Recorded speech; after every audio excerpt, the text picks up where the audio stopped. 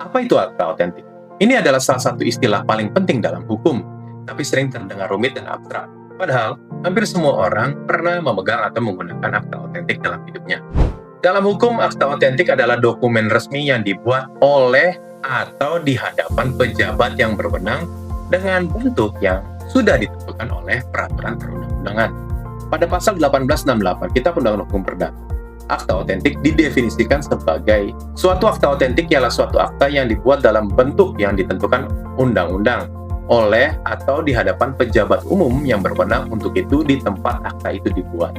Tidak semua orang bisa membuat akta otentik, hanya pejabat yang diberi kewenangan oleh hukum, seperti notaris, pejabat pencatatan sipil untuk akta kelahiran, perkawinan, kematian, pejabat pembuat akta tanah atau PPAT, dan pejabat lain yang ditunjuk undang-undang.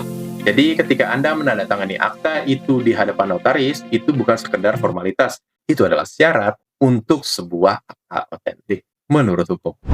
Yang membuat akta otentik sangat penting sebenarnya adalah kekuatan pembuktiannya. Dalam hukum, akta otentik memiliki kekuatan pembuktian yang sempurna. Maksudnya, jika sesuatu fakta tertulis dalam akta otentik, maka fakta itu dianggap benar oleh hakim. Pihak yang menyangkal harus membuktikan bahwa akta tersebut tidak sah atau palsu.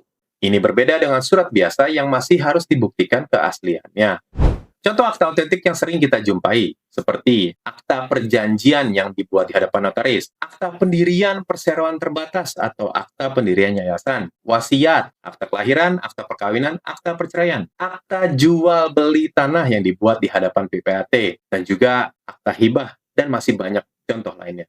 Sebagai perbandingan, ada juga jenis akta lain, yaitu akta di bawah tangan, yaitu perjanjian yang dibuat sendiri oleh para pihak tanpa di hadapan pejabat. Akta di bawah tangan seperti ini sebenarnya tetap sah dan bisa dijadikan alat bukti, tetapi kekuatan pembuktiannya lebih lemah dibandingkan akta otentik. Jika terjadi sengketa, maka keasliannya masih harus dibuktikan di hadapan hakim di pengadilan.